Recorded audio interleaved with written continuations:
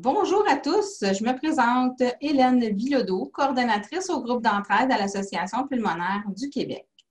Pour la rencontre d'aujourd'hui, je suis en compagnie de M. Claude Fortier, qui a traversé une bien grande épreuve en passant par un parcours bien particulier. M. Fortier est un greffé bipulmonaire. Bonjour et bienvenue, M. Fortier. Mais avant de débuter, je tiens à vous remercier d'avoir accepté de me rencontrer dans ce nouveau concept virtuel et c'est très généreux de votre part de venir nous raconter votre histoire aujourd'hui. En premier lieu, dites-nous de quelle maladie vous êtes atteint, d'autant plus qu'il s'agit d'une maladie assez rare, n'est-ce pas? Effectivement, Hélène, en passant, bonjour. Bonjour tout le monde.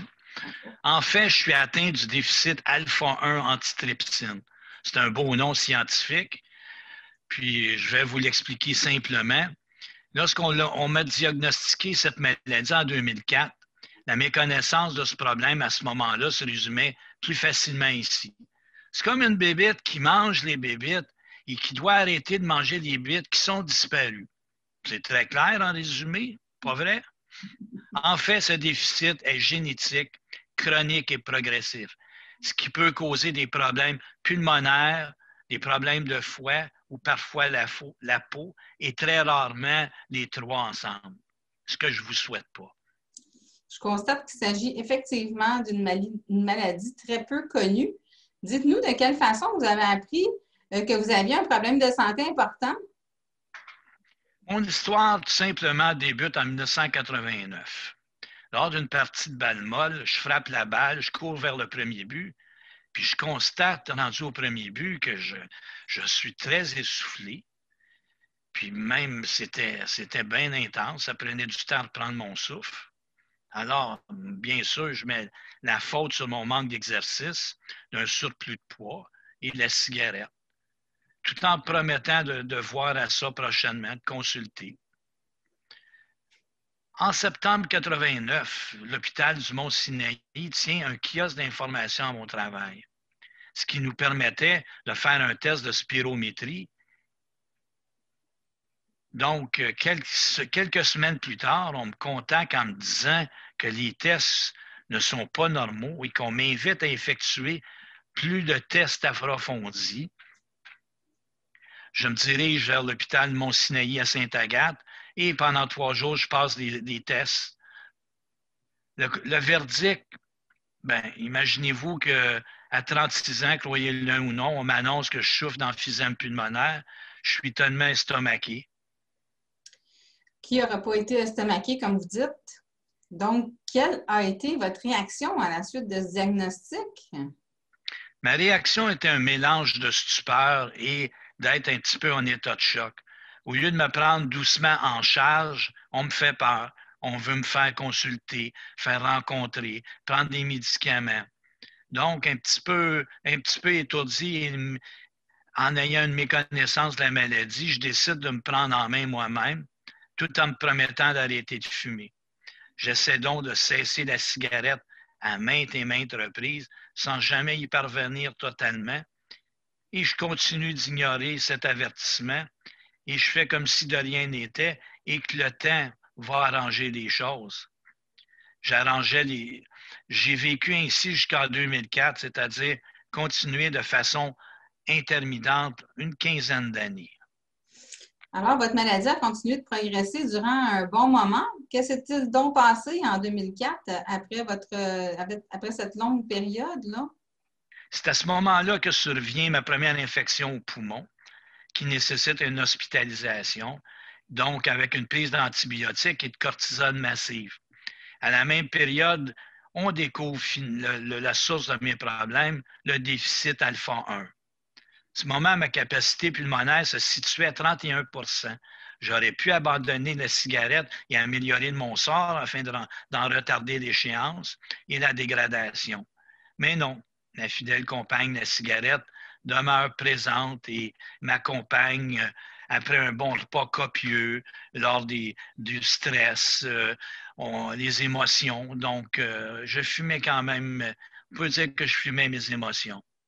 Par la suite, ma relation avec le pneumologue s'est détériorée car je m'obstinais à vouloir arrêter de fumer seul et j'ai complètement arrêté le suivi. 7 années se sont écoulées et au printemps 2011, une nouvelle crise survient. Cette fois encore, une hospitalisation et une prise de médicaments à forte dose, etc., etc. On me recommande à ce moment-là à une inhalothérapeute du CLSC qui spécialise en arrêt tabagique et elle m'offre une série de 10 rencontres en tête à tête qui parlent de tous les aspects des maladies pulmonaires et des soins à y apporter. En plus, on me dirige vers un nouveau pneumologue à l'Institut thoracique de Montréal. Ces rencontres ont changé ma vision de la maladie et m'ont permis d'arrêter de fumer sur de longues périodes. Trop peu, trop tard, mais c'était tout de même un bon pas dans la bonne direction. Effectivement. Pour poursuivre mon histoire, malgré tous les efforts à travers ces années, la maladie fait son chemin graduellement. Et après avoir passé 3 infections et 3 rechutes à 4 mois, je dois me résigner à abandonner mon travail dans un centre d'appel. Ils m'ont déclaré invalide, étant exposé à tous les virus et les grippes possibles. Oui, c'est effectivement une très mauvaise nouvelle. Oh oui, tu le dis. Ensuite, on me recommande à l'équipe de greffe à l'hôpital Notre-Dame. Une grande espérance qui est suivie d'une grande déception, car mon état, d'après eux, n'était pas assez avancé pour être considéré comme un candidat à la greffe. Quel choc! À ce moment-là, mes lunettes roses ont éclaté. Ensuite, je découvre l'APQ par le biais de mes rencontres avec l'inhalothérapeute qui me réfère à cette association pour m'aider. Les rencontres m'ont permis d'améliorer mon sort, de découvrir des trucs et d'approfondir des connaissances sur la maladie. D'ailleurs, on m'a proposé le rôle de responsable bénévole du groupe dentaire sur la Rive-Sud, que j'ai accepté et que j'y suis encore à ce jour. Wow, c'est vraiment plaisant de constater que les professionnels de la santé réfèrent les patients vers l'organisme de l'Association pulmonaire et de nos groupes d'entraide. En passant, nous sommes toujours à la recherche de bénévoles. Passez le message à vos proches, peut-être que ça pourrait vous intéresser ou les intéresser.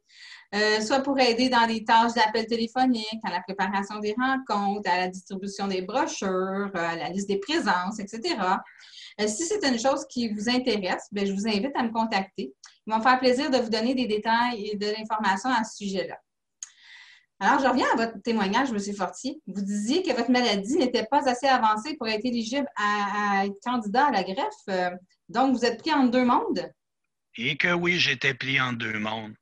J'étais trop malade pour travailler, mais pas assez malade pour me faire soigner adéquatement.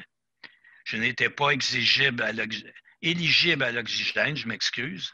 Pas assez malade ou trop malade pour recevoir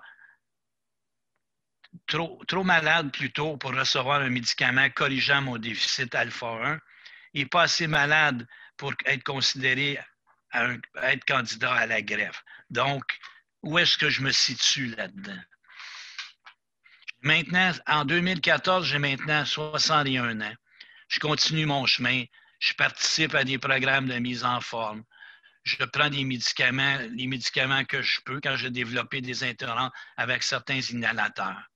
Mon état se dégrade constamment et faire un effort me demande de plus en plus d'énergie et est très essoufflant. Mais bon, je fais les choses plus lentement et celles que je peux.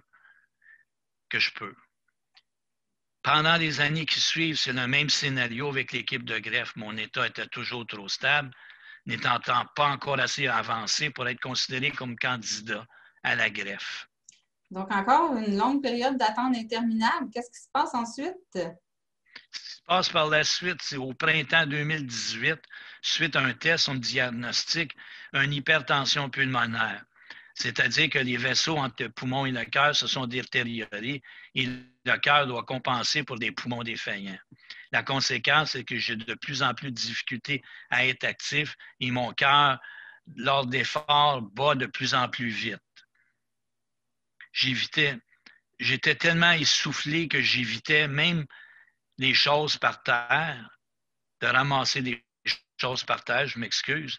Et même la monnaie sur le sol en bas de 2 $. Donc, j'ai quand même laissé une petite fortune ramassée par mon aidante naturelle, ma conjointe. À ce moment-là, on me réfère finalement à l'équipe de greffe qui, durant l'été 2018, me passe une batterie de tests. Les tests, ils sont bons. Je suis quand même en bonne santé. Et une bonne nouvelle, le 17 octobre 2018, l'équipe de greffe me considère maintenant comme un candidat pour la greffe. Et enfin, je suis sur la liste. Mais je dois vous préciser qu'on me dit que dans mon groupe, il y a un an et demi d'attente minimum. Donc, en tout cas, si je calcule bien, depuis le début de votre aventure, là, ça fait 29 ans que vous avez eu un diagnostic. Ça me paraît long, hein? Oui, c'est long et quand même court pour dire que à partir de 36 ans, on me diagnostique, mais rendu à 65 ans, on peut calculer que 29 ans, c'est long aussi. Oui. Donc, les procédures entamées, vous aviez encore 12 à 18 mois pour une attente d'une opération de cette envergure-là. Est-ce que vos efforts ont fini par porter fruit? Oui, car entre-temps, au début de l'été, je recommence à prendre l'oxygène à l'effort, ce qui réduit le temps de récupération, puis cela m'aide un peu. L'attente débute avec la vision d'une lumière au bout du tunnel, finalement. Certains jours, oui, c'est plus difficile. Puis je me demande sincèrement, est-ce que je vais me rendre jusqu'au bout tant l'effort exigé est intense pour la moindre action? Mais au moins, je suis sur la liste et si il y a une urgence qui survient, on peut accélérer le processus. Donc, je suis quand même en bonne main.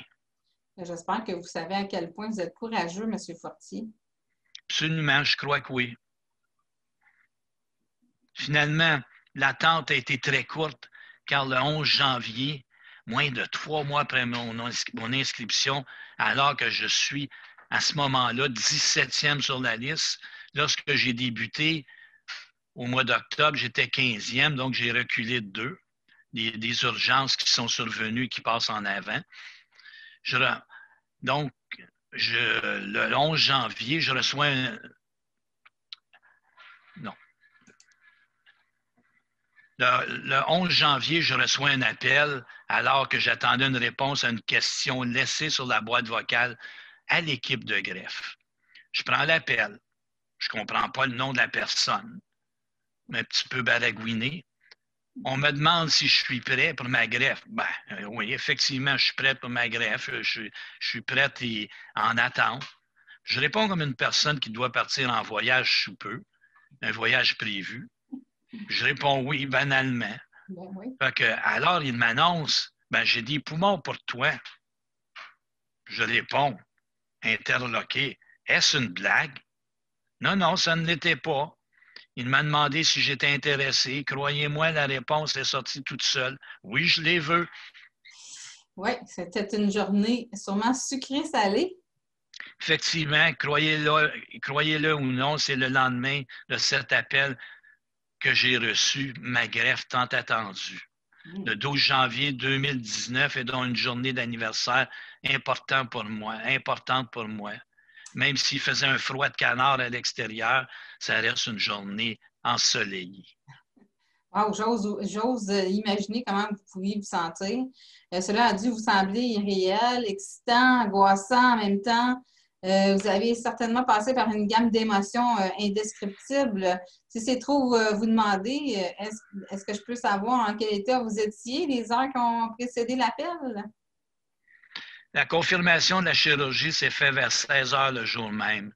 Donc, toute la journée et toute la soirée ont été ponctuées de joie et de crainte. Et la nuit a été écourtée. J'ai dormi environ 3 heures. Oui, oui. Le 12 janvier, vers 8 heures, j'ai fait mon apparition au département à l'hôpital. À ce moment-là, j'étais serein, anxieux, et je me disais, bon, ben, gars, prends ton courage à 2 mains, ça passe ou ça casse. Et après tout ça, je passe au bistouri vers 12h30. Oui. Donc, combien de temps a duré votre opération exactement? L'opération a duré environ 7 heures. À votre réveil, quelle était votre réaction? Une de mes craintes était de me réveiller avec un tube dans la gorge, mais j'étais chanceux. On m'a extubé la soirée même. J'ai un court souvenir de ça, qu'on m'extube. Je me suis réveillé puis je me suis rendormi immédiatement jusqu'au lendemain. Puis le lendemain, la première chose que j'ai remarqué, ben, j'avais pas d'oxygène, j'avais rien dans la bouche et je respirais d'une façon que j'avais pu souvenir, une façon que j'avais oubliée depuis fort longtemps, c'est-à-dire sans effort.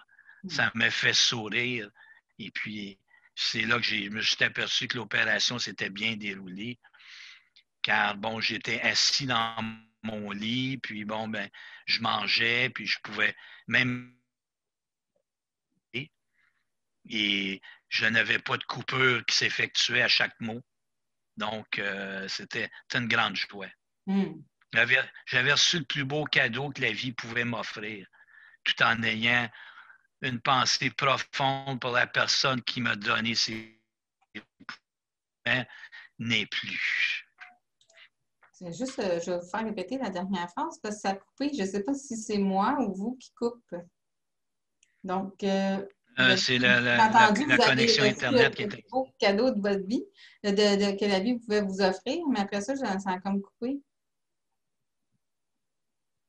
Okay, j'ai reçu le plus beau cadeau que la vie pouvait m'offrir, tout en ayant une profonde pensée pour la personne décédée qui m'a donné ses poumons. Ah, OK, ben oui. Hein. Quel cadeau que la vie venait de vous faire, là. Combien de jours êtes-vous demeuré à l'hôpital exactement? Je suis demeuré 25 jours à l'hôpital car lors de la chirurgie, on a causé une petite blessure interne qui a occasionné des délais supplémentaires.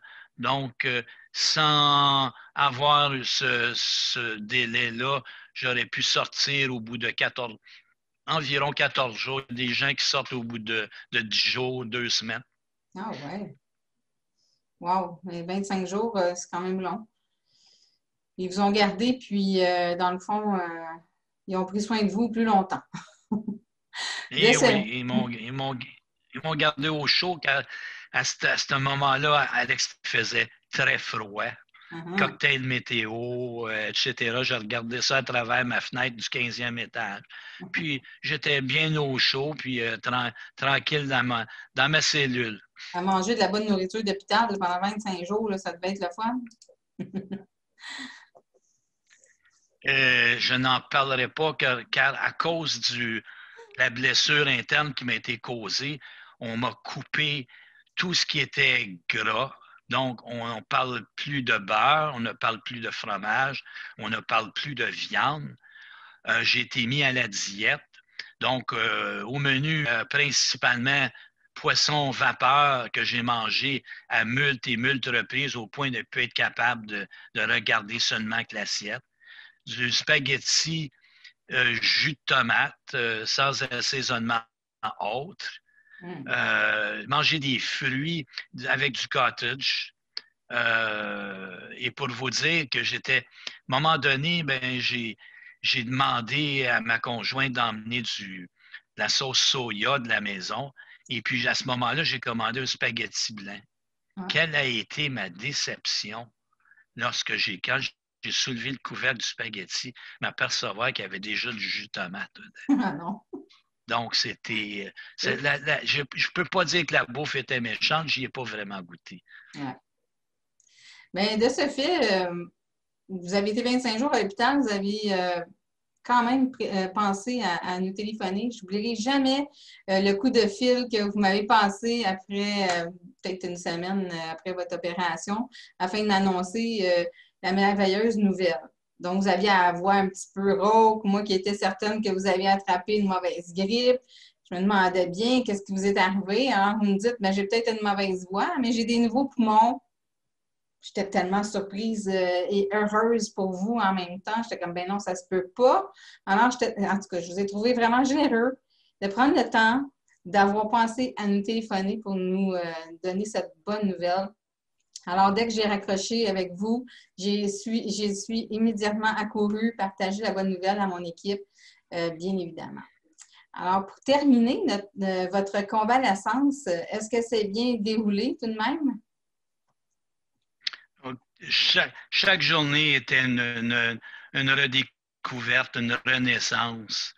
Ça me permettait d'avoir à nouveau un quotidien qui n'était pas pénible et qui n'était pas parsemé de je ne peux pas et je suis trop essoufflé pour le faire. Je pouvais encore marcher à nouveau sans être essoufflé, prendre ma douche, parler normalement et surtout, je pouvais ramasser par terre la monnaie qui traînait et me faire garnir mon porte-monnaie qui se regonfle comme mes nouveaux poumons. Et ça, sans même être essoufflé. Wow. C'est merveilleux de redécouvrir ça, puis ça n'a pas de prix.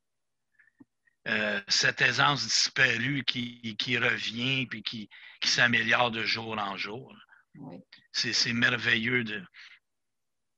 C'est merveilleux, ça n'a pas de prix de retrouver tout ça.